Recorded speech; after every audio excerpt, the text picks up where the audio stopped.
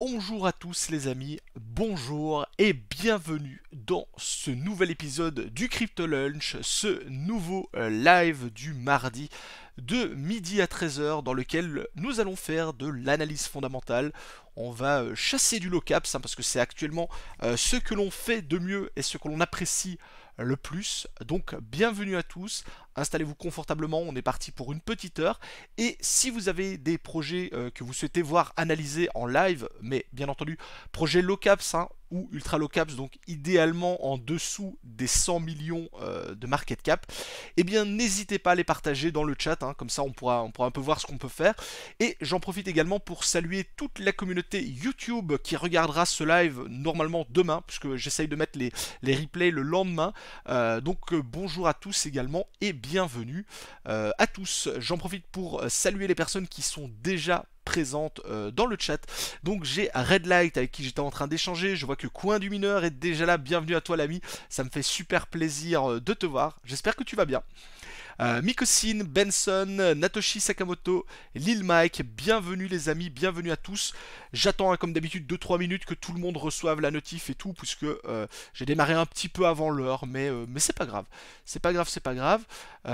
Et je vérifie, ouais, c'est bon, j'ai bien mes retours, donc c'est nickel. C'est nickel, c'est nickel. Attendez, hop, je vous récupère. Magnifique. Salut à toi l'atelier décentralisé.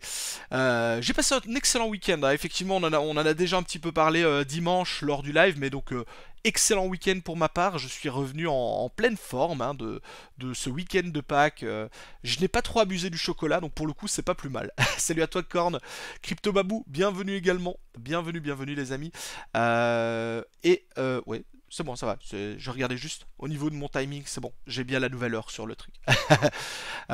Et comme vous voyez, on a une petite bougie rouge là qui est en train de se dessiner sur Bitcoin. On va en parler d'ailleurs. On va en parler avant le début du live parce que c'est probablement ça qui va un peu driver le marché et ce qui va se passer pour la suite.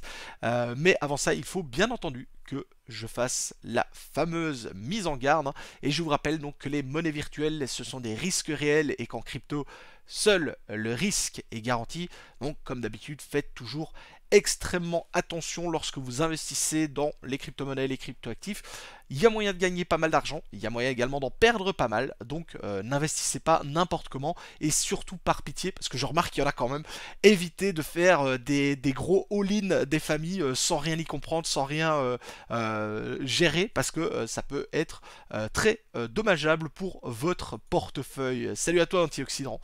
Donc je vous propose donc de débuter officiellement ce live avec effectivement, je vous ai mis pour commencer, avant de rentrer dans le vif du sujet, l'analyse fondamentale, je vous ai mis la courbe du Bitcoin en monthly, puisque je pense que c'est actuellement la plus intéressante et la plus importante, puisque nous sommes début avril, et donc on a clôturé effectivement avec un corps de bougie, donc c'est la bougie verte juste avant la bougie rouge là qui nous intéresse, on a clôturé avec un corps de bougie verte relativement plat, ce qui est très intéressant. On en avait discuté un petit peu dans le live de dimanche, puisque dimanche on n'avait pas encore clôturé le marché, puisque effectivement le dimanche on était le 31, c'est ça. Donc on a très bien clôturé pour le marché, donc cette bougie verte est très bonne pour la suite des événements, mais effectivement malheureusement on démarre on démarre le mois avec une magnifique bougie rouge, on était effectivement sur le cap des 71 000 71 000 dollars et on a directement chuté, on est de nouveau retourné sur cette zone à 66 000 dollars.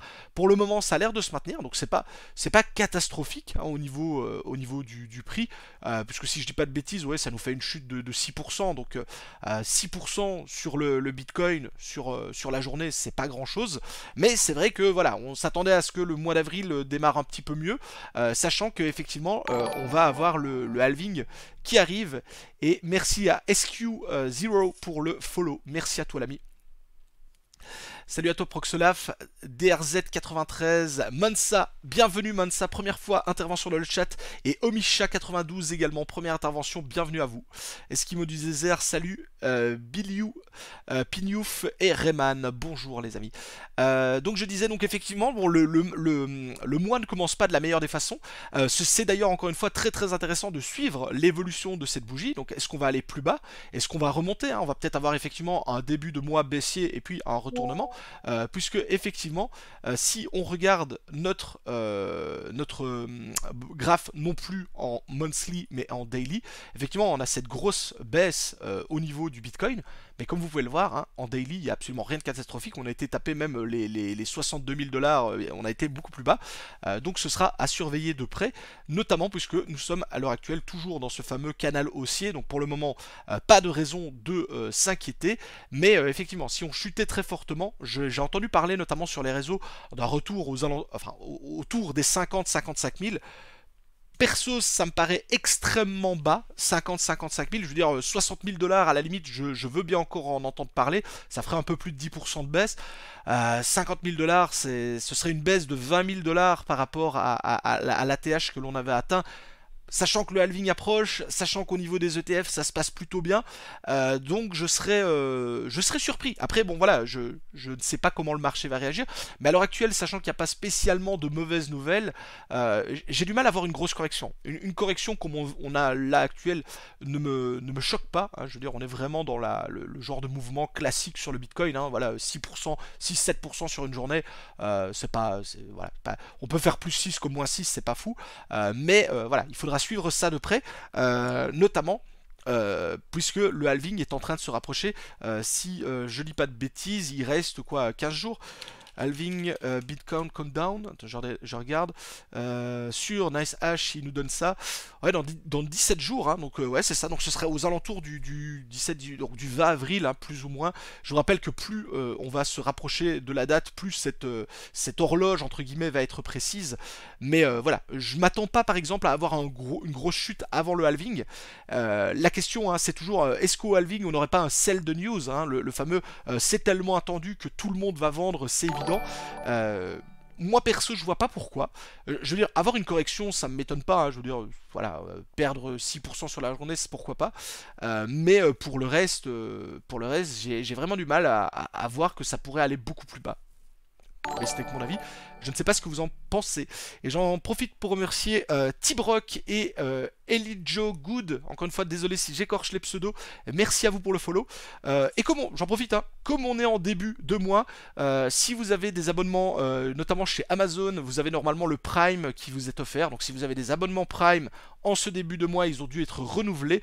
Donc n'hésitez pas à lâcher votre abonnement pour le mois en cours, hein. C'est une façon de me soutenir. Et merci à tous. Alors, je reprends un petit peu le chat. Pour les notes d'IOS Network, il faut upgrader en V3 pour activer les travaux d'IA. GPU, Nvidia uniquement. Ok, mais super, merci pour l'info. C'est vrai que pour le coup, je ne suis pas ça, IOS. Je pense que c'est quoi du mineur, hein, qui le fait.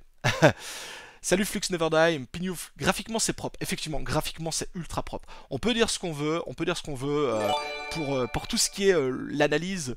Merci à toi Lil Mike, merci pour ton abonnement Prime. C'est hyper propre, c'est hyper propre. Après voilà, le corps de la bougie, bon on est que le 2 avril, donc effectivement en monthly on a une belle bougie rouge. Si ça se trouve d'ici quelques jours ce sera de l'histoire ancienne, hein, donc voilà. Merci Rayman pour ton Prime, 7ème mois déjà, le temps passe, hein. Et merci à CryptoPepper pour le follow. AGC qui prend cher. Je pense que AGC prend cher comme beaucoup d'autres projets. Mais c'est vrai que AGC, sachant qu'on est sur, pour le coup, de l'ultra low caps, enfin on est maintenant plus trop, hein, mais on est toujours quand même sur du low caps. Effectivement, ça picote, hein, ça picote. Ouais, j'avais même pas vu. J'avais regardé ce matin, on était toujours aux alentours du dollar quand j'avais regardé. Effectivement, là on est passé sous le dollar symbolique. On est toujours, en tout cas pour ceux qui ont regardé ma vidéo, on est toujours en positif par rapport à ce moment-là, mais c'est vrai que ça pique, hein. On va pas se mentir, quand tu vois qu'on a été tapé pratiquement, allez, 1,80$, presque 2$, on a fait un bon gros divisé par deux, hein. C'est vrai que là pour le coup ça pique pas mal. Après à voir au niveau de l'évolution du suivi. Je sais par exemple, il y en a beaucoup qui m'ont tagué aussi sur Neurai depuis un jour ou deux, en me disant qu'effectivement il n'y avait plus grand chose sur Neurai, enfin au niveau de l'évolution. Moi au contraire j'étais surpris, puisque au niveau de l'évolution ça va même plutôt dans le bon sens sur Neurai, puisqu'ils sont en train de faire une levée de fonds, enfin une levée de fonds participative, hein, donc pour un exchange tier 1, puisque effectivement un Neurai c'est un petit peu ce qu'on pourrait lui reprocher à l'heure actuelle. Donc vous voyez, hein, il est dispo sur Mexi, sur Gate.io, sur Xegex, Tradog, etc., etc. Donc ce sont plutôt des petits exchanges. À la limite, Gate.io, comme je le disais, moi je le mets un peu plus haut quand même dans la liste. Mais voilà, c'est pas du Binance, c'est pas du OKX, c'est pas tous ces gros exchanges là. Et donc ils sont en train de voir, ils ont quasiment terminé. Donc on devrait avoir Neurai listé sur un exchange tier 1. Je ne sais pas lequel, j'ai pas la faux. En toute honnêteté, je ne m'attends pas à avoir ni un Kraken, ni un Coinbase. Hein. Quand je sais la difficulté que c'est de se faire lister sur ces plateformes-là, donc j'y crois pas. J'y crois pas. Je pense peut-être. Attendez, il faudrait juste que je remette le classement, mais je le trouve mieux sur CoinMarketCap pour ça. Donc voilà, ça pourrait être un OKX, peut-être KuCoin. Sachant que Gate.io il est à la position 8, donc si c'est un exchange tier 1, ouais, pourquoi pas. Ou Bybit peut-être. Bybit ce serait pas mal parce qu'avec Bybit en plus tu pourrais avoir les. Enfin, moi ça m'intéresse pas, mais je vous le dis, tu pourrais avoir les effets de levier qui débarqueraient. Parce que je sais que Bybit est bien réputé justement pour ses effets de levier, donc moi ça m'intéresse pas, mais voilà, pourquoi pas ça. Et merci à Morad pour les abonnements offerts. Merci à toi l'ami. Bienvenue à toi CryptoSeb. Attendez, je reprends un peu. Salut à toi Lucien, bienvenue. 5 pubs super hallucinant, sérieux les gars, Gav, Nuno et moi je loupe le live.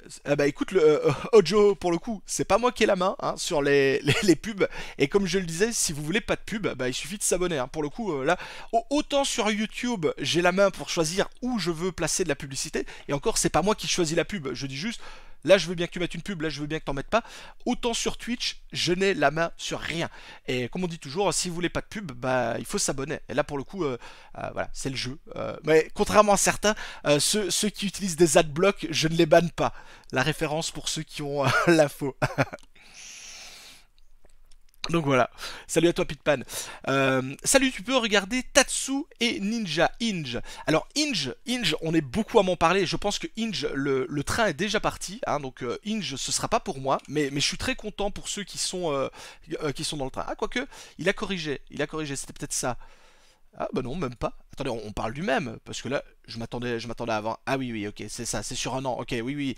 Je me disais bien, parce que là, je vois sur 3 mois, ça baisse, etc. Mais ok, sur une année, si je mets en début 2023, on était effectivement à 7 dollars, on est à 30 dollars. Donc lui, pour Inge, le train est déjà parti. Regardez, hein, c'est un market cap de pratiquement 3 milliards de dollars. Donc encore une fois, c'est pas que le projet intéresse pas ou quoi, c'est juste que c'est pas le sujet des lives ici. Le but c'est d'aller chercher des low cap à 3 milliards de market cap. Tant mieux, il fera peut-être encore de la perf, mais voilà, c'est beaucoup trop gros à l'heure actuelle pour le sujet de ce live là, hein, pour le coup. Et Tatsu, tu dis, Tatsu, je vais regarder. Pareil, si c'est la même chose, Tatsu, je pense qu'on l'a déjà fait. C'est pas un subnet de trucs. Ah non, je vois même pas de trucs. Tatsu, Twitter. Attendez, je regarde, c'est bien celui-là. J'avais en tête un truc comme ça pour un subnet de BitTensor. C'était pas ça? Ça me dit quelque chose. Ça me dit quelque chose. Je crois me souvenir. Si c'est ça, on l'avait déjà analysé dans un live précédent. Je vérifie. Ouais, si. Le T, là, c'est le T le T de. Je sais plus si c'est le truc de BitTensor. Donc, si. Et j'ai d'ailleurs la page qui charge pas. Mais si, c'est Tatsu. Ninja, c'est un même coin sur la blockchain Inge. Ah oui, alors, bon, je te dis tout de suite, les mêmes coins, c'est pas du tout ma cam. Pour le coup, c'est vraiment pas mon truc. Moi, perso, je sais qu'il y a beaucoup d'argent à faire sur les mêmes coins, premier à le dire, mais clairement, c'est pas pour moi, quoi. Alors, Julien Chiez, ouais, c'est que la ref. Toujours bullish sur Octaspace, toujours. J'ai un tout petit bag, hein. Pour le coup, Morad, pour être totalement franc avec toi, Octaspace, j'ai un mini bag, j'en suis content. Je le hold parce que de toute façon, comme je l'ai dit, hein, je l'ai miné et perso, le vendre maintenant n'aurait pas d'intérêt. Donc perso, je le garde. Est-ce que je viendrai à renforcer ma position à l'heure actuelle sur Octaspace? Non. Hein, voilà, je suis honnête. Octaspace, c'est la même chose que Chlore, c'est la même chose que Nora et tout, hein, je l'ai déjà dit, je n'en achète pas, j'en mine. À l'heure actuelle, clairement, je n'en mine pas pour le moment de l'Octaspace. Pour le moment, je mine du Chlore et de l'Alephium. Je profite des derniers beaux jours sur Alephium, tant qu'il y en a encore, même si la difficulté a pas mal augmenté. Mais voilà, donc à l'heure actuelle, Octaspace, j'ai mon bag, je continue de holder, je suis très content de ce qui se passe, mais je n'ai pas volonté de renforcer la position. Tu peux regarder DSYNC. DSYNC. Alors attends, DSYNC. DSYNC. Destera Network. Ok, je connais pas du tout. Et ça ne me dit rien. Ça ne me dit rien, j'ai pas l'impression qu'on l'ait déjà analysé. Je n'ai pas d'infos là-dessus, donc je vais juste regarder. Ici, si on n'a pas plus DSYNC, hein, je suis désolé. Lui. Ok. Donc on est déjà sur quasiment 400 millions hein, pour le coup. Si effectivement les infos sont vraies, puisque là je vois, ce serait peut-être pas ça. Si effectivement il y a 400 millions, ça a déjà bien pump. C'est déjà bien référencé. Mais ici je l'ai pas sur, je l'ai pas sur CoinGecko. Mais on va regarder. On va regarder. J'en profite. Donc, alors, ça date de quand? Ça date de mars 2024. Donc c'est tout récent. Ça m'intéresse. C'est le genre de projet que j'aime beaucoup. Hein. Je regarde si j'ai les mêmes infos ici. C'est ça. C'est ça, ça a même pas, ça a 15 jours quoi. Donc ça m'étonnerait, j'ai du mal à croire que le market cap soit aussi élevé. Je veux bien que ce soit, oui, à 2400 c'est 400 000, pas millions, c'est 400 000. Alors oui, là pour le coup c'est ultra low caps. Ça ne m'étonnerait pas. Ça ne m'étonnerait pas. Attendez, je reprends juste. C'est qui en a parlé? Donc c'est Natsuko MD. Ok, comme ça je retrouve. Donc je reprends. Donc pour le coup ça me parle, market cap relativement faible, on a un volume de pratiquement 6 millions de dollars, donc ça c'est nickel pour rentrer, un total supply de 1 milliard, donc rien de choquant là-dessus. Au niveau de sa disponibilité, j'imagine, bah oui, que c'est de nouveau disponible, hein, c'est un bon vieux token ERC20, donc ok c'est cool mais ça va être chiant parce que les frais à l'heure actuelle vont te grappiller des trucs. Donc ça peut être intéressant, mais effectivement, bon, la seule disponibilité sur, encore une fois, un token ERC20 disponible sur Uniswap, bah voilà, c'est-à-dire que si t'achètes si t'achètes 50 dollars, tu vas te bouffer 30 dollars de frais, c'est embêtant. Mais bon, c'est pas un red flag pour le coup, c'est juste qu'il faut avoir conscience que il faut mettre un petit peu d'argent quand même dedans pour que ça fonctionne. Et donc, qu'est-ce que c'est Destranector?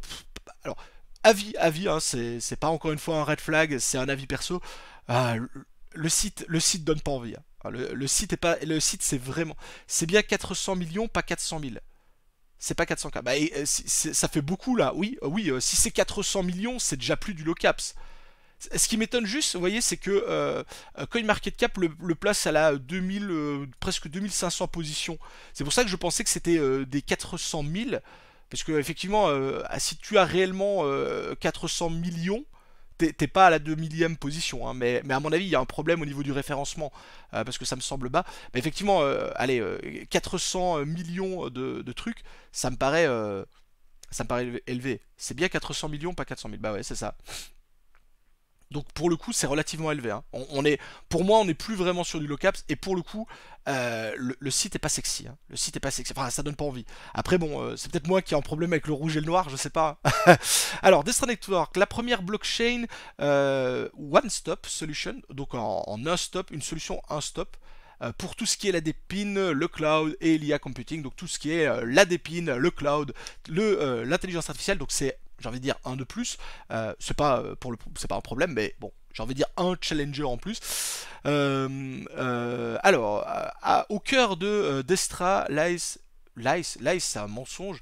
Le power de Destra GPU Network, donc leur réseau de GPU.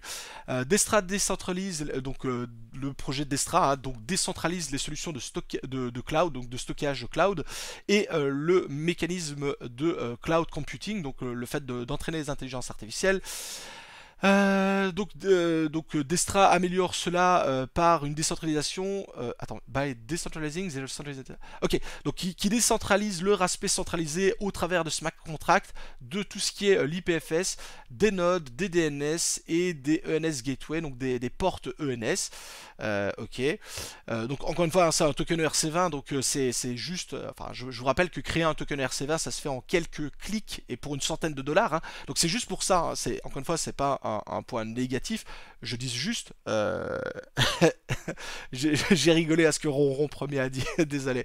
Je disais juste, c'est pour ça qu'on a autant de projets dans la Dépine, dans l'IA, qui sont sur des tokeneurs C20, parce que comme n'importe qui peut en créer un très rapidement, bah voilà, le problème c'est que il y a de plus en plus de challengers, et donc pourquoi lui plus que un Node AI, plus que un Ionet, plus que un Kepler, plus que Kepler pardon, Render, Kepler c'est un wallet, plus que un Akash, plus que un Flux, plus que un je sais pas quoi, c'est un peu le problème. Ça fait beaucoup de challengers. Desync transforme le système Web3 conventionnel, la scène pardon Web3 conventionnelle par blender une solution qui est seamlessly, donc qui est douce, simple, vers la décentralisation donc de tout ce qui est les réseaux de GPU, hein, réseaux de cartes graphiques, et avec un système bénéfique pour l'intégralité des acteurs, blablabla. Donc ok, pic efficacy. Alors, en fait, c'est vraiment ça. Donc, j'imagine que c'est exactement la même chose. Tu as l'utilisateur qui utilise un Destranode qui va décentraliser au réseau une solution de cloud computing avec d'un côté les GPU qui va servir à l'entraînement de l'IA, etc. Donc, en fait, on est vraiment sur un réseau classique, quoi. C'est ça. Un système de GPU, exactement, un DNS, un RPC, une blockchain, etc. Donc oui, c'est pas que je veux pas, hein, mais c'est que encore une fois, on est sur tout ce qu'il y a de plus classique là-dessus. Proof of Sync Consensus, un mécanisme, donc ça peut peut-être être la différence, un mécanisme unique qui mesure votre contribution au réseau, donc le stockage, la puissance de calcul, les bases de données, pour chaque participant de façon individuelle et qui sont reward. Est-ce que c'est un mot compliqué, enfin Proof of Sync Consensus, est-ce que c'est un mot compliqué pour juste dire qu'on on rentabilise ceux qui apportent comment dire, les ressources nécessaires au réseau. Donc ils ont une approche innovante de leur réseau par un système qui rétribue et qui contribue à l'encapsulement du mécanisme donc, de Proof of Sync Consensus. Ce modèle unique qui appartient au réseau d'Estra, assure donc des opérations simples, faciles, sécurisées et faire donc légitime, équitable pour tous les participants.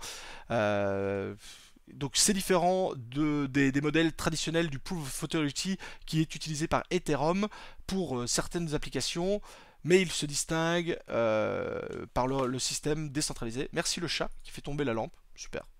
Donc voilà, avec un système participatif et collaboratif. Donc ouais, c'est ça. Donc le Proof of Sync s'assure que les nodes contribuent à apporter les ressources au réseau et comme ça a été promis, ils sont constamment monitorés pour voir si les ressources qu'ils mettent à disposition sont bien présentes et qu'elles répondent aux standards du réseau. Donc c'est ça. Donc en fait c'est ok, bah c'est un système tout ce qu'il y a de plus classique, j'ai envie de dire. Ils ont utilisé un mot compliqué pour le truc quoi. Attendez, je vais juste remettre un peu la lampe parce que le chat l'a fait tomber. Je suis désolé, je zoome un peu parce que j'avais pas vu que vous étiez si loin. Mais ah oui, Lice c'est aussi reposé sur dans le sens. Merci Proxolaf, je ne savais pas. Merci, mon anglais n'est pas parfait. C'est cool. Mais ok, et alors au niveau de la vérification du reward, les rewards, donc les récompenses sont distribuées sur un mécanisme qui utilise un pattern des nodes avec le Proof of Sync. Ça apporte un calcul fair donc, et transparent, donc équitable. Donc les nodes qui ont contribué de façon efficace au réseau sont récompensés de façon proportionnelle et ils sont voilà donc plus partis. Donc en fait c'est un mot, leur système Proof of Sync c'est juste dire si le node est en ligne et qui fait le job, bah, vous êtes récompensé. Ce qui est, enfin, tu t'appelles ça comme tu veux. Au final, on s'en fout, mais ok. Donc pourquoi pas. Est-ce qu'on a des infos sur la tokenomique d'Estra GPU, blablabla. Attendez, hein, économique, c'est ça? Ou c'est le modèle économique? Paiement pour le service. Donc ça, c'est le mécanisme qui fonctionne. Blablabla, computing, le réseau network. Est-ce qu'on a une répartition des fonds? Blablabla. Est-ce qu'on a ça quelque part? J'aurais bien voulu voir la tokenomique. Est-ce qu'on a la tokenomic quelque part? Pour voir un peu comment c'est dispatché entre les personnes. Attendez, est-ce que je le retrouve? Oh, Destra, what is proof of consensus, what is Destra, blablabla.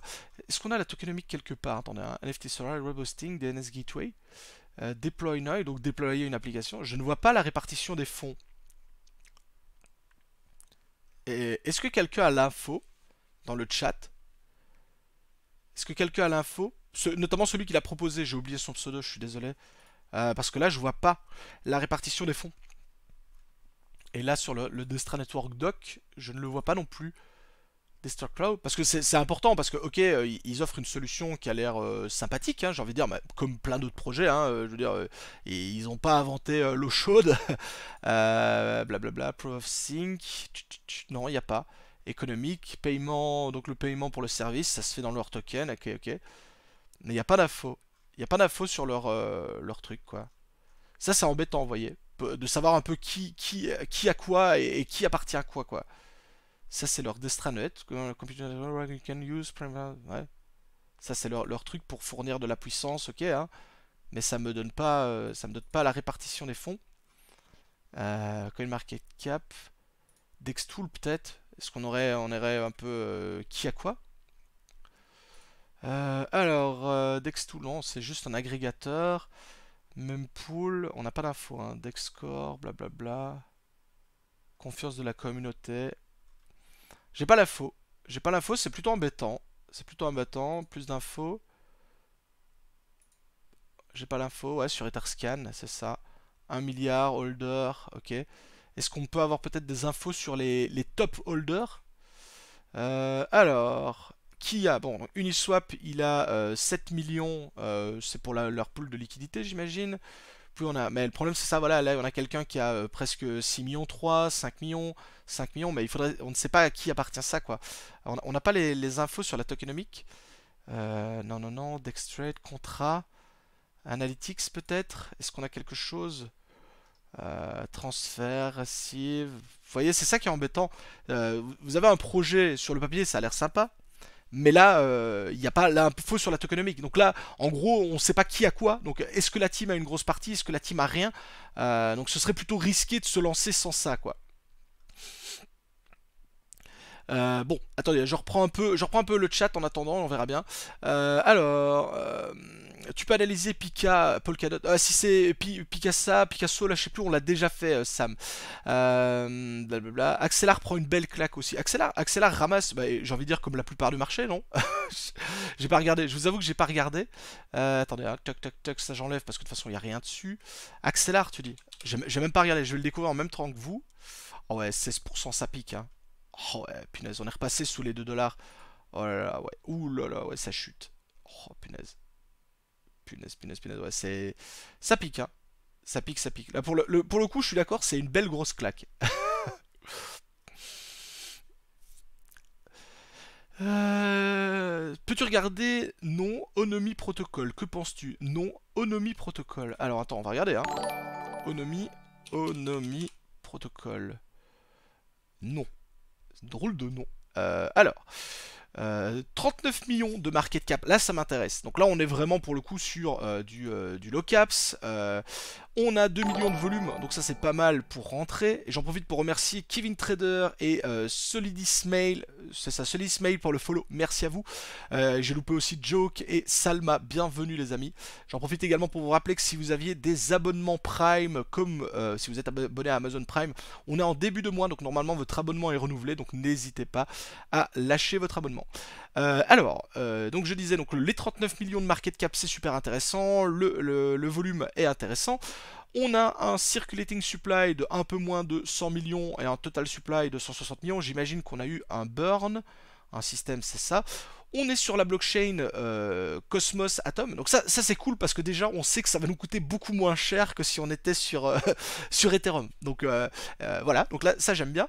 Ça a été lancé en mars 2023, donc ça a un an. Ça a effectivement bien chuté, mais ça semble se relever. Donc ça, au niveau graph, c'est pas pour me déplaire pour le coup. Et j'imagine qu'au niveau du market cap, par contre voilà, au niveau du marché, pardon, je suis désolé. Et merci à Bokoko et à SN TV, merci pour le follow. Je disais, hein, ça par contre, voilà, c'est un peu décevant. Je vous explique juste pourquoi. En fait, c'est déjà méga listé. Donc, effectivement, le market cap est faible, hein, on est d'accord. Le market cap 40 millions, c'est très très bas, donc ça c'est cool. Mais t'es déjà disponible sur Gate.io, sur Bitfinex, sur KuCoin. Osmosis, c'est logique, hein, c'est le deck. T'es sur donc Mexi, t'es sur BitGet, t'es sur Coinex. Donc ça va devenir difficile de jouer les listings. C'est pas impossible, hein, on peut faire encore Binance, Bybit, OKEx, etc. Mais t'es déjà très très bien listé. Hein. Je veux dire, quand t'as déjà Bitfinex, Bitfinex ils sont quantième d'ailleurs. Chez eux, attendez, un crypto exchange, je vais juste regarder. Bitfinex c'est où? C'est plus bas, je pensais que ce serait plus haut. Attendez, il est où? Je pensais qu'il était beaucoup plus haut, Bitfinex. Bitfi... Oh punaise, c'est 30ème. Ah bah, je pensais que Bitfinex était plus haut, vous voyez. Attendez, et là, ici, sur ça, Bitfinex... Ah ouais, il est 10ème, c'est ça, moi je me disais bien. Pour moi, Bitfinex, c'est un top 10. Encore une fois, je comprends pas le classement de CoinGecko de mettre Bitfinex si loin dans le classement. Je suis très très étonné parce que pour moi Bitfinex c'était du top 10 ou top 15. J'ai plus confiance dans le classement de Coin Market Cap pour le coup. Alors même que ça appartient à Binance. Parce que pour moi Bitfinex c'est du gros. Hein, mais voilà, t'es listé sur Bitfinex, sur Mexi, sur Gate, sur KuCoin. Ça te laisse pas beaucoup de choses pour être listé. Donc ça c'est un peu dommage parce que effectivement donc le market cap est pas mal, le market cap les volumes sont bons, le supply est super intéressant, c'est ultra très peu de supply, mais dommage que c'est déjà bien listé donc tu pourras pas jouer un listing quoi. C'est un peu ça qui est dommage. C'est pas un problème en soi pour le projet, c'est juste que comme les listings c'est très intéressant de les jouer, bah là tu pourras pas vraiment le jouer quoi. J'en profite. Et donc, qu'est-ce que c'est que ce projet? Parce que je connais pas. Hein. Onomi, donc, construire l'internet, le système financier d'internet. Rien que ça, c'est pas mal. La capitalisation des real world assets est de 6,6, donc c'est 6600 milliards par jour sur le marché du forex pour tout ce qui est donc l'utilisation des infrastructures et des applications pour les utilisateurs. Onex Exchange, Ars Bridge, Stablecoin, blablabla. Ok, et Onex, c'est quoi alors? Trader les crypto-monnaies, le forex et les RWA on-chain. Donc, ok, donc je suis pas sûr totalement de comprendre, mais Onomi, alors, ce serait c'est ça, un exchange. Ce serait un exchange, c'est ça, Onomi. Si je dis pas de bêtises, j'ai cru comprendre ça en voyant les premiers trucs. Blablabla. Est-ce que non, c'est pas un exchange, wallet. Ah si, c'est un exchange. C'est un exchange qui est pas dispo. Ok. C'est ça. Hein, on a un portefeuille, etc., etc. Et donc ce serait une plateforme d'échange qui permettrait donc de trader les crypto-monnaies, le forex et les RWA on-chain. Ok. Blablabla. Donc il y aurait du staking, donc le hub effectivement avec le portefeuille, le cross, donc un système de bridge pour passer d'une blockchain à une autre. Un système de réserve de collatéral, ok, le frais des transactions, bah forcément comme on est sur la blockchain Atom, ça coûte rien, blablabla, Tunky, ok, providing the best user, donc c'est un exchange avec tout un système, ok. Join the nomad. Alors moi la question que je me pose en voyant ça, je comprends très bien l'intérêt d'avoir ça, mais pourquoi avoir un exchange supplémentaire plutôt que les exchanges classiques pour le coup, parce que tout ce qui va être RWA ça va être dispo sur les exchanges classiques. À la limite le forex je peux comprendre. Perso moi j'en ai absolument pas besoin, hein. J'ai absolument pas besoin de ça, mais je peux comprendre l'intérêt pour ceux qui voudraient jouer sur les deux tableaux. Là pour le coup j'ai un peu de mal à comprendre l'intérêt de ce projet.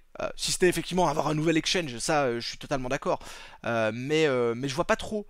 Et alors ce qui m'intéresserait surtout, c'est de voir. Enfin, si, j'ai bien compris. Le token, la OMI, c'est ça, non. Onomi, pardon. Onomi, donc le nom serait lié justement à la plateforme. Donc, ça, c'est un peu comme quand vous avez du BNB de Binance, du KCS, de KuCoin ou que sais-je. Mais avant que moi j'achète le token d'un exchange, il faut vraiment que celui-ci fasse ses preuves. Et là, on voit qu'il n'y a encore absolument rien, puisque à l'heure actuelle, le projet ne propose que le wallet. Hein, c'est ça. Sur l'application, on a accès que au wallet. On peut voilà envoyer, recevoir. J'imagine c'est ça. Envoyer des nums, recevoir des nums, blablabla. À l'heure actuelle, on peut rien faire et on peut faire du staking. On peut staker, donc ça c'est cool.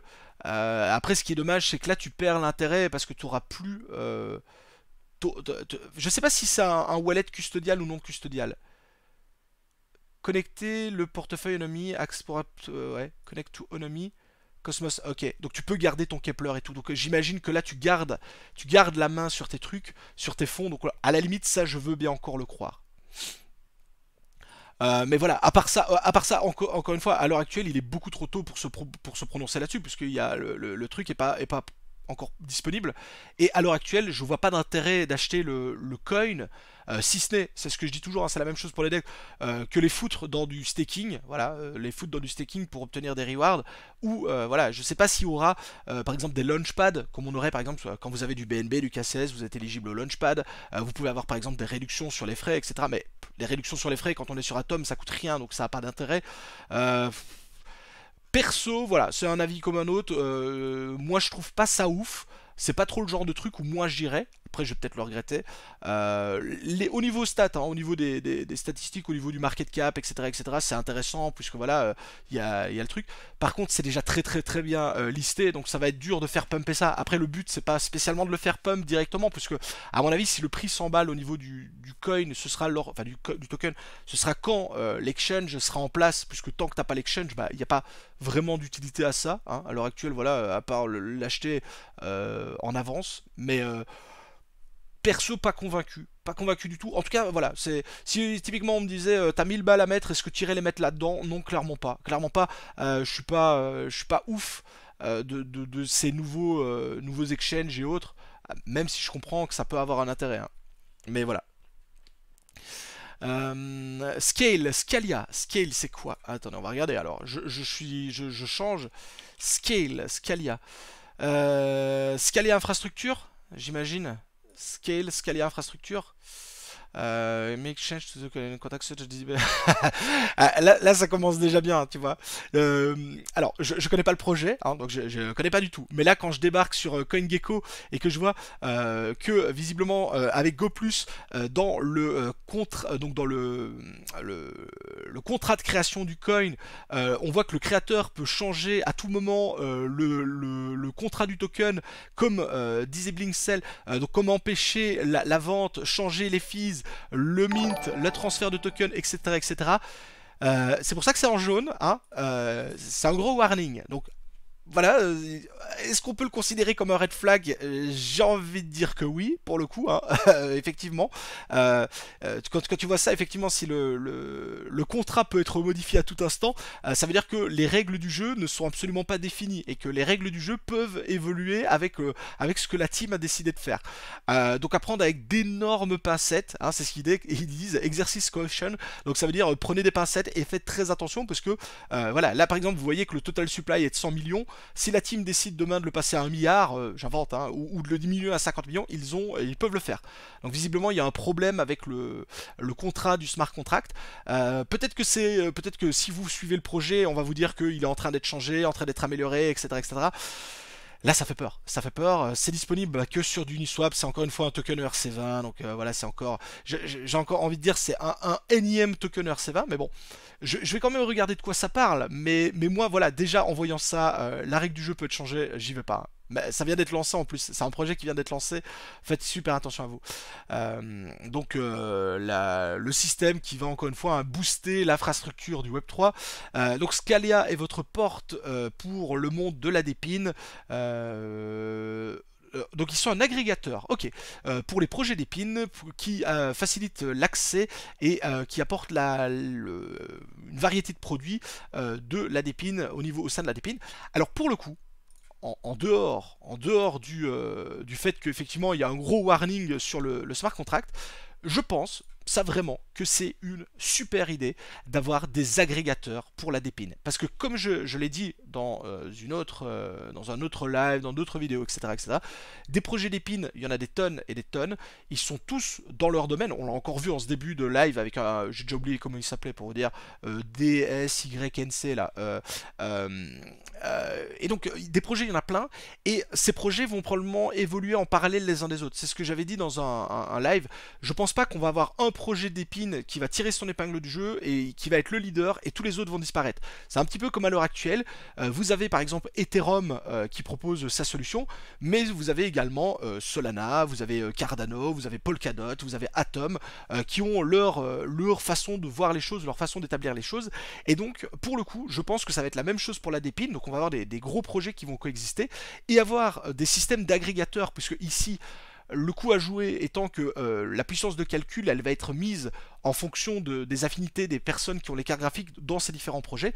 Ça peut être intéressant d'avoir un projet qui va venir regrouper toute cette puissance de calcul. Donc ça, je pense que c'est intéressant. Mais entre nous, je pense que c'est ce qui est en train de préparer le projet Ionet. Le projet Ionet qu'on a déjà beaucoup abordé, qu'on est très nombreux à attendre et tout et tout. Je pense que ça va être le fameux agrégateur de puissance de calcul. Je pense que Ionet va avoir sa propre puissance, hein, parce qu'ils ont déjà des tonnes de GPU qui sont prêts à arriver.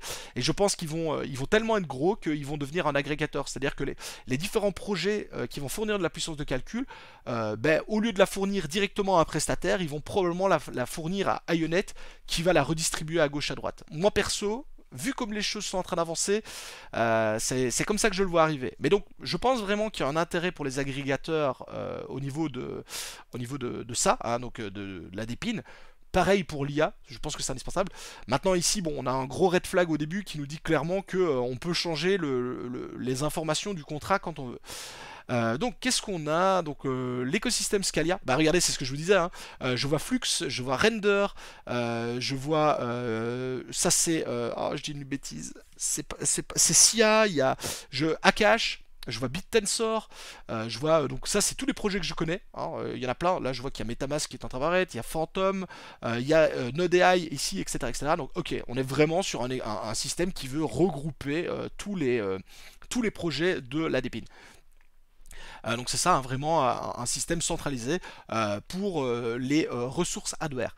Alors après là vient la fameuse question de est-ce que c'est intéressant d'avoir de la puissance décentralisée qui est recentralisée par un système. Je vous laisse maître de cet avis, hein, je vous laisse voir. Mais c'est vraiment ça. Donc, ok, eux en fait vont pas être des providers de puissance de calcul. En fait, ils vont. Là, je reconnais Fetch, je reconnais Octaspace. Ils veulent récupérer la puissance de calcul de tous ces projets pour la mettre à disposition. Donc, ils offrent une stratégie simple pour les utilisateurs pour avoir accès à la Dépine n'importe où. C'est ça, donc c'est vraiment ça. Leur but, c'est d'être une plateforme qui va regrouper l'intégralité des systèmes de Dépine et proposer leurs services. Scalia, voilà, blablabla. Toutes les questions, note tokenomique, buy tax, donc il y aura 5% visiblement, 5% sur l'achat, 5% sur la vente.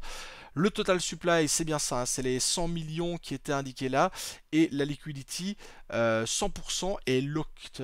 Alors ça m'intéresse. Get started, est-ce qu'on a des infos? Ah oui, ok. Get started, ça me renvoie vers un Telegram. Je m'attendais à avoir autre chose. Et à l'heure actuelle, il n'y a vraiment rien. C'est ça. Je vois un Telegram, un white paper. Le projet en est qu'à ses débuts. Open app. Ah si, pardon. Il y a déjà des choses. Ok, ils ont des GPU qui sont déjà en fonction. Je vois de la 3090, 3080, blablabla. Mais là, en fait, il y a une liste de tout. Donc je suis pas sûr que c'est ce qu'eux ont. C'est plutôt ça. Ah, commander des GPU. Ok, c'est ça. Ok, et ça passe pour le moment par un système avec... ok, donc c'est vraiment ça. En fait, eux, ça va être... je le vois un peu comme une marketplace. En fait, ils vont être la marketplace qui va regrouper les trucs. Et toi, tu arrives chez eux, tu dis, ah bah tiens, il me faudrait 5 RTX 3080. Et donc tu cherches 5 RTX 3080. Et en fait, eux vont faire le regroupement de tout ça et ils vont retransmettre les offres. Je peux comprendre l'intérêt, donc c'est ce que je disais, hein, je comprends l'intérêt d'un marketplace et tout. 5% sur l'achat et la vente, il faudra voir si les gens n'iront pas directement chez les providers, n'iront pas directement chez Node.ai, chez Render, AKT, etc. etc. Mais dans l'état, encore une fois, je ne vois pas l'intérêt, si ce n'est effectivement de devoir utiliser leur monnaie pour payer. Parce qu'à mon avis, et encore, je suis même pas sûr que tu payes dans leur monnaie. Est-ce que c'est indiqué? Non, email, your name. Ça a l'air d'être très artisanal parce que tu vois, ça passe par un télégramme, tu dois mettre ton nom, ton adresse email, l'utilisation de ton truc. Ça m'a l'air d'être vraiment très très artisanal à l'heure actuelle. Autant j'adore la Dépine, autant là, ça m'a l'air ça m'a l'air très très artisanal. Après bon, voilà, il faut bien commencer quelque part, hein. Mais pourquoi pas? Pourquoi pas? Il y a très peu d'infos, hein. L'infrastructure, blablabla, comment ça fonctionne, ouais. Ouais. Perso, avec déjà l'énorme red flag, j'ai quand même fait le truc. GHX, oui, on connaît GHX, on l'a déjà analysé. Gamer, ouais. Donc voilà, perso, pas ouf du tout pour moi, surtout avec le fait que le contrat est peut-être un peu foireux. Après voilà, un agrégateur, je pense que ça a sa place, je pense qu'il y en aura. Je pense pas que ce sera le leader sur le système. Je vous disais, je pense vraiment que Ionet prendra la place, quoi. Check peut-être des gènes, mais ça devient vertical. C'est sur base et du réseau. Ouais, mais écoute, Foxty, des gènes, déjà rien que le nom, ça donne pas envie d'y aller, hein. Merci à Casual et Core56 pour le follow, merci à vous. Tu connais Calice, un avis? Eh ben écoute, Shockdad, excellente remarque, parce que tout le monde m'en parle de Calice. Je vous avoue, j'ai pas encore regardé. Calice Chain, tout le monde m'en parle. Le point est que, si je dis pas de bêtises, c'est un projet français. Français ou du moins francophone. Donc, alors, encore une fois, c'est clairement pas un red flag, mais vous le savez, il ne sera pas aidé à grandir à l'international, hein. C'est le problème des projets francophones, malheureusement. De manière générale, ils ont une très mauvaise réputation à l'international qui, pour le coup, n'est absolument pas justifié, mais bon, c'est comme ça, il faut faire avec. Donc on sait que déjà un projet francophone, c'est un frein au début, mais bon, voilà, il n'y a pas de mal là-dessus. Ça a été effectivement lancé très récemment, hein, ça date de début mars 2024. Ça a quand même pas tant monté que ça a doublé. Ça a doublé au niveau du prix. Je vais juste regarder parce que moi ça m'intéresse, hein, je vous dis tout de suite. Là pour le coup, je suis intéressé à titre personnel. On a 31 millions de market cap, donc pour le coup, market cap très très faible. Ça a été lancé beaucoup trop cher. Ça date de 2022. Là, ils me mettent 2022. Je suis sur le même Calice Chain. Calice, ouais. Calice Chain, ouais. Alors pourquoi est-ce que j'ai deux historiques différents? Pourquoi est-ce que j'ai un lancement en 2022 chez CoinMarketCap et pourquoi est-ce que j'ai genre il y a 10 jours sur CoinGecko? Est-ce que quelqu'un a la faux? Ça m'intéresse, hein. Ça m'intéresse parce que moi je vous dis, je voulais faire mes recherches là-dessus. Du coup, t'as un même avis sur Alephium qui est francophone? Ah non, pour le coup, Alephium ils sont suisses. Et les Suisses, c'est l'exception au niveau des francophones, hein. Pour le coup, Zeno, pour le coup, c'est très très différent. La Suisse, c'est un peu comme la Deutsche Qualité chez les Allemands, que l'on aime ou que l'on n'aime pas. Euh, mais pour le coup, voilà. Et en fait, c'est même pas un avis seulement là-dessus. Je veux dire, la plupart des projets francophones ont du mal à percer à l'international parce que bah, voilà, malheureusement, c'est pas justifié. Il y a plein de projets qui sont très bons, mais qui rament parce qu'effectivement, ils sont d'origine francophone. J'invente rien, on en a déjà parlé. J'avais fait un tweet là-dessus sur Twitter, et il y a plein de gens qui me disaient, bah ouais, des gens que je connais pas, qui me disent, moi, quand je vois un projet francophone, de base, c'est red flag. Ça commence mal. Donc voilà, pour le coup, voilà. Swissborg, on a vu. Ah bah, moi, je te donnerais Mon Pèlerin, l'alternative, tu vois. Mon pèlerin, c'est Swiss Qualität. Mais non, pour le coup, c'est dommage parce que au final, quand vous regardez bien, le seul projet francophone, parce que je suis pas sûr qu'il soit 100% FR, mais qui est vraiment percé à l'international. Et quand je vous dis vraiment percé, je vous parle pas d'un truc. C'est effectivement bon, Sorar. Pour le coup, Sorar, projet francophone, qui est la preuve claire que, ben voilà, c'est pas parce que c'est francophone que c'est mauvais. C'est juste que ça part avec un handicap. Et je vous aurais dit Tezos. Tezos, voilà, merci fait tout, exactement. Tezos, c'est le parfait contre-exemple. Projet francophone, français même, je pense, qui, quoi qu'il en soit, a performé. Mais il y a plein de projets qui sont francophones et qui rament à se développer à l'international parce qu'ils partent avec un désavantage. Et c'est triste à dire, hein, je suis le premier à dire. Chili's, je suis pas sûr qu'il soit 100% francophone. Ah, Ledger c'est différent. Ledger c'est un portefeuille, donc je le mettais pas dans la catégorie des projets de crypto-monnaie, mais oui Ledger voilà. Mais si tu mets par exemple, si tu mets, ben, par exemple, comment est-ce qu'il s'appelle, donc ouais, Ternoa, Caps, Caps Ternoa c'est un projet francophone. Eh ben je pense qu'il ramerait moins. s'ils étaient d'une autre origine, je pense. C'est dommage pour eux, mais ils font de l'excellent boulot, tu vois. C'est ça qui est dommage, c'est que les projets font de l'excellent boulot et ils partent avec un handicap qui est pas justifié. Mais donc voilà, pour Chain, quelqu'un a la faux. Est-ce que quelqu'un a la faux pour le fait que j'ai pas le même historique? Cross the Edge, ouais. Moi, autant Cross the Edge, je suis pas spécialement fan, mais je salue la performance. Si quelqu'un a l'info pour le graphe, parce que ça ce serait bien, le volume sur 24 heures il est très très faible, hein, 270 000 dollars. Là j'ai combien? Je vérifie. Hein. Ouais, c'est ça, 270 000. Donc là, la paire.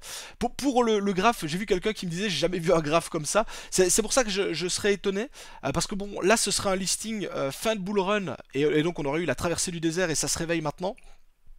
Moi, je voudrais savoir si c'est un nouveau projet ou si c'est un projet qui a été rebrandé, renommé. Peut-être que c'est ça aussi, tu vois, ça portait un autre nom, ça a fait son petit bear market et puis on a changé le nom. Ça m'intéresserait d'avoir la fausse si quelqu'un l'a, parce que moi je l'ai pas. Et je sais qu'il y a des fans du projet, hein.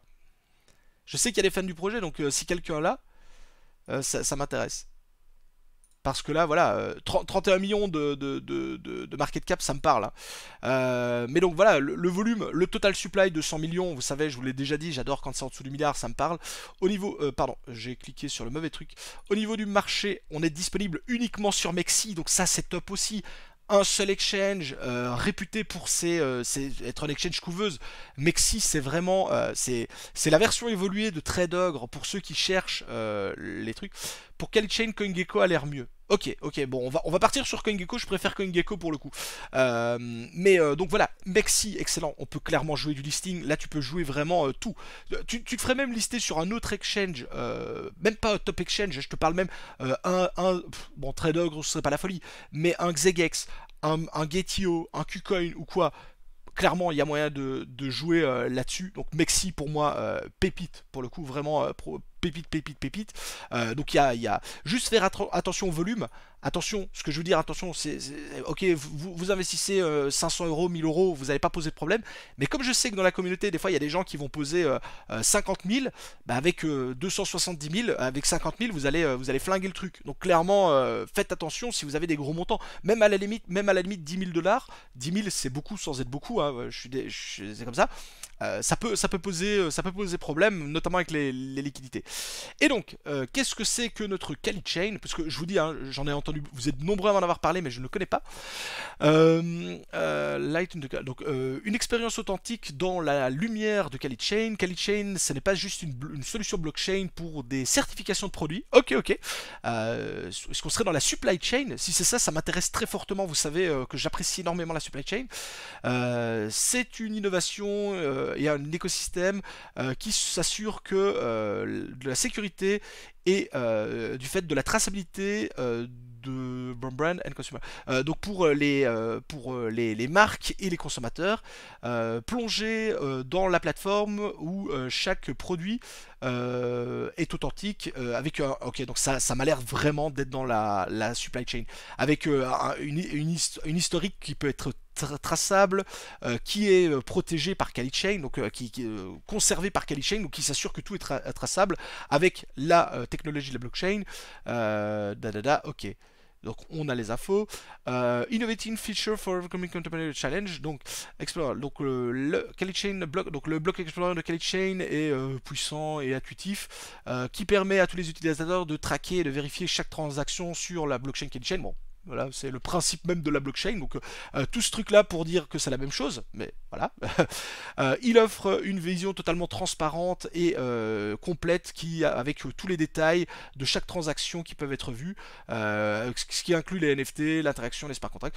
Tout ça, ah oui, ok, c'est pour présenter l'Explorer. Ok, autant pour moi, je pensais qu'ils mettaient ça en avant comme une feature. Ok, parce que ça, c'est le principe même d'un block Explorer. La certification Chain, donc au cœur de Chain, au cœur de l'écosystème, la Kali Certif est le service essentiel pour la certification des produits et des documents qui utilisent les NFT et la blockchain, la technologie de la blockchain, pardon.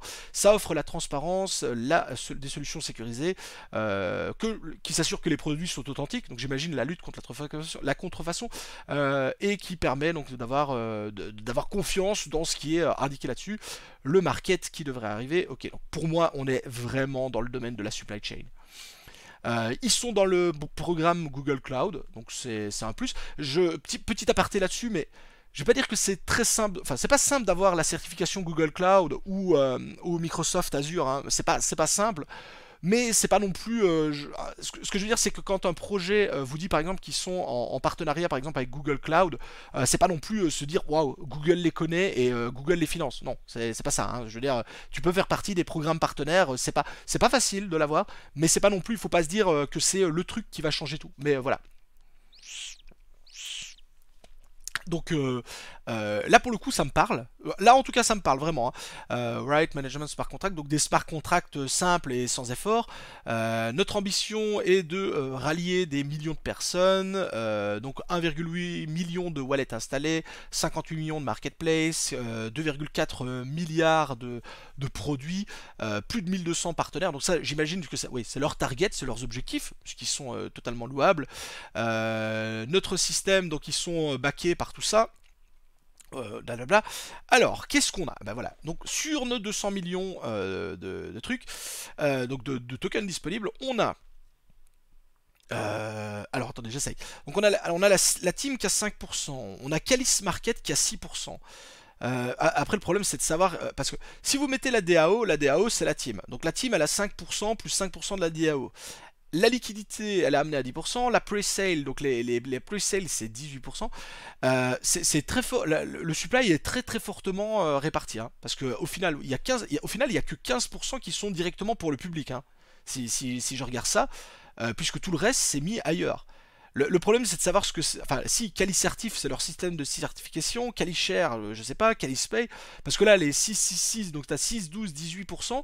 Ces 18% là, CaliSpay, CaliShare, CaliCertif, ça appartient à la team aussi, j'imagine. Parce que, ok, c'est leur système de certification, mais ça appartient à l'entité. C'est pas pour vous et moi.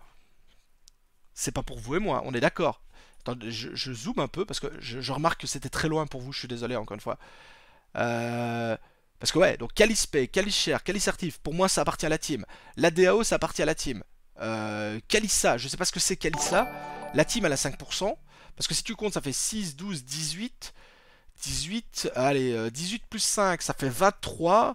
Plus 5 ça fait 23, 25, 26, 27, 28. T'as quasiment, là à première vue, je me trompe peut-être, mais t'as déjà quasiment 30% de la supply qui est dans les mains de la team. Ce qui est un peu dommage, si la partie publique c'est 15%, vous voyez. Donc, parce qu'à la limite, la liquidité, j'imagine qu'ils l'ont filé une partie chez Mexi pour le truc. Le staking, c'est ce qui est mis avec le système, et il y a 18% à la pre-sale. Euh, le projet m'intéresse, le supply, tout me parle. Ce qui m'embête un peu, il faudra que je creuse, parce qu'on arrive tout doucement à la fin du live. Il faut absolument que je creuse la partie tokenomique. Il faut être sûr de ce que c'est CaliSpay, CaliShare, CaliCertif, Calissa. Il faut être sûr de ce que ça représente et qui a la main dessus. Je suis quasiment certain que c'est la team. Hein. Je suis quasiment certain que c'est la team. Après, si c'est dans des smart contracts où la team peut pas y toucher, ça peut jouer. Si la team peut les avoir, c'est embêtant. Parce que là, ça fait vraiment une grosse part pour la team. Hein. 30%, c'est beaucoup. Et donc ça c'est Kalissa, voilà, pardon, Kalissa c'est donc et le flagship, donc enfin le représentant officiel de Kalichain avec les applications, la technologie Kalichain dans les scénarios de la vraie vie, showcasting the capacity. Ok, donc c'est vraiment Kalissa, c'est le système qui est mis en avant pour montrer et démontrer la capacité de Kalichain. Plus d'infos dans le white paper, mais ça je vais pas le faire maintenant avec le business. Il faut que je creuse. Honnêtement, il faut que je creuse le projet parce que ça m'intéresse. Vous le savez, hein, la supply chain, ça m'intéresse très fortement. L'Explorer est pas mal. Ça j'aime beaucoup. L'Explorer est joli. C'est un point positif. Est-ce qu'on a les tops, c'est ça. C'est ça. Donc là tu as Future Dapps. Donc ça, c'est lock à mon avis. Staking, les 13 millions. Calis Market. Donc tu as bien 12 millions, 12 millions, 12 millions. C'est ce qu'ils avaient dit là. Hein. C'est ça. Attendez, je revérifie. Ah oui, non, là c'était juste les pourcentages. Mais oui, donc t'as 12 millions, 12 millions, 12 millions. Ok, la répartition. La team, elle est là avec ses 10 millions. Kalischer, ouais. Parce que vous voyez, c'est ça. En fait, c'est là que ça peut poser problème. Vous voyez. Attendez, ouais, c'est bon comme ça. C'est ce que je vous dis. Si la team a ça, plus la DAO, plus le Kalischer, le Kalissa, le Kalispay, le Kalissertif, le Kalis Market, c'est beaucoup. C'est beaucoup, c'est beaucoup, c'est beaucoup. C'est même beaucoup trop sur le papier. Si c'est pas lock. Moi je vais creuser ça de mon côté les amis parce que le projet m'intéresse, vous êtes nombreux à m'en parler, mais avant de me lancer il faut que ce soit clair, il faut que ce soit totalement clair et transparent. On peut pas la team peut pas avoir autant en tout cas peut pas avoir autant sous la main. DAP, ouais, ça c'est leurs DAP qui sont en plein. API, Other, Verify Contract, ok. À creuser, mais intéressant, intéressant. En tout cas, moi ça me parle, puisque voilà, c'est la supply chain, j'aime beaucoup ça. Il faut juste. Ça pourrait être intéressant au niveau.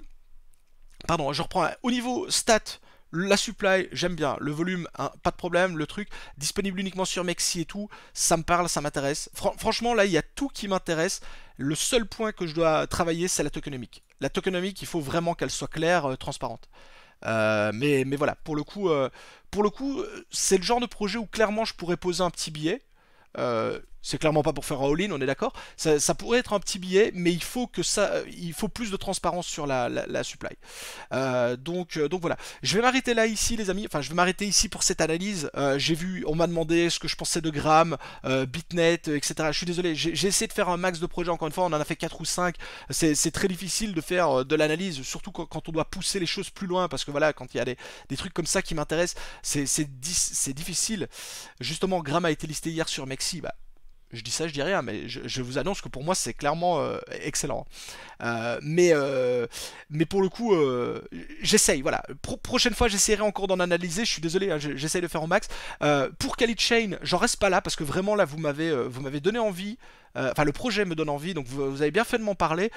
Il faut mettre au clair cette répartition des fonds pour voir justement si on n'est pas le dindon de la farce ou si au final, bon, c'est une répartition, ok, peut-être un peu élevée, mais qui est pas dramatique. Donc ça, ce sera à creuser. Sinon, j'en profite également pour vous rappeler que jeudi, il y aura une vidéo, je vous l'annonce. Je ne sais pas encore de quoi je vais parler. Je dois normalement tourner cet après, en tout cas non, je dois écrire cet après-midi la vidéo. Je ne l'ai pas encore écrite. J'ai plusieurs sujets, hein, je vous dis tout de suite, j'ai plusieurs sujets. J'ai notamment, et grâce à vos retours sur l'une des dernières vidéos, je peux vous faire les banques les plus crypto-friendly, que ce soit France, Belgique, etc., des banques à l'international pour la crypto-monnaie. Donc notamment, quels sont les tops des banques pour retirer vos gains en crypto, hein, c'est un des sujets que je peux vous faire.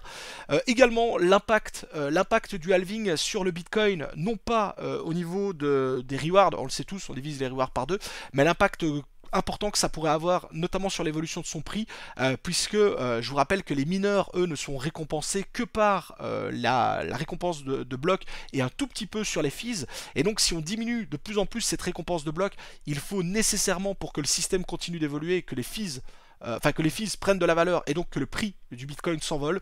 C'est notamment pour ça qu'on a des estimations de prix sur le Bitcoin qui pourraient aller même beaucoup plus haut que toutes nos espérances, parce que justement il y a ça. Donc ce serait également un sujet que je peux traiter. Également, j'avais aussi, pour vous dire, hein, j'avais plein de choses, j'avais aussi la stratégie là, que j'applique à l'heure actuelle, notamment sur la recherche de low caps et ma façon de me positionner sur les projets et tout, donc possibilité là-dessus. J'avais également de l'analyse de projet, hein, typiquement on pourrait, enfin là j'aurais pas le temps de vous faire Khalid Chain pour jeudi parce qu'il faut que je creuse la tokenomique, mais ça pourrait être un sujet pour une prochaine vidéo, etc. etc. Donc voilà, des sujets j'en ai plein, je me suis pas encore arrêté sur un sujet en particulier, donc voilà, je vais essayer de faire ça pour la prochaine fois, pardon. Donc voilà, je peux pas encore vous en dire plus sur la vidéo, donc ce sera surprise jeudi 17h sur YouTube. Et puis comme d'habitude le jeudi pareil à 21h, de 21h à 22h, ce sera le Crypto Café en compagnie comment dire, de la team. Je cherchais la team avec Coin du Mineur notamment, qui était qui était présent dans le chat, etc. etc. Donc voilà les amis, moi, si vous avez encore des questions ou autres, vous n'hésitez pas à me contacter sur les réseaux sociaux, j'essaye toujours d'avoir un petit mot pour tout le monde, de répondre à tout le monde. Donc voilà, merci à tous pour ce live qui a été extrêmement intéressant, vous m'avez fait découvrir des projets qui étaient plutôt sympas, des projets sur lesquels perso j'investirais jamais, mais qui étaient quand même sympas, et des projets au contraire qui m'intéressent beaucoup. Il faut vraiment que je creuse Kelly Chain. Donc voilà. Et puis, bah écoutez, un grand merci à tous pour votre réactivité dans le chat. Encore une fois, désolé pour les projets que j'ai pas su étudier. Ce sera pour une prochaine fois. Et je vous remercie énormément pour tout ça. Et je profite également pour saluer une dernière fois la team YouTube qui regardera ça en replay. Ce sera disponible dès demain. N'hésitez pas à vous abonner. Je vous rappelle que c'est totalement gratuit. C'est la meilleure façon de soutenir mon travail. Si vous avez des abonnements Prime, des abonnements ou autres, n'hésitez pas à les lâcher. On est en début de mois, hein, c'est le bon moment. Et puis, bah écoutez, je vous souhaite à tous une excellente journée et courage à ceux qui retournent bosser. Allez, merci les amis. À la prochaine. Ciao, ciao tout le monde.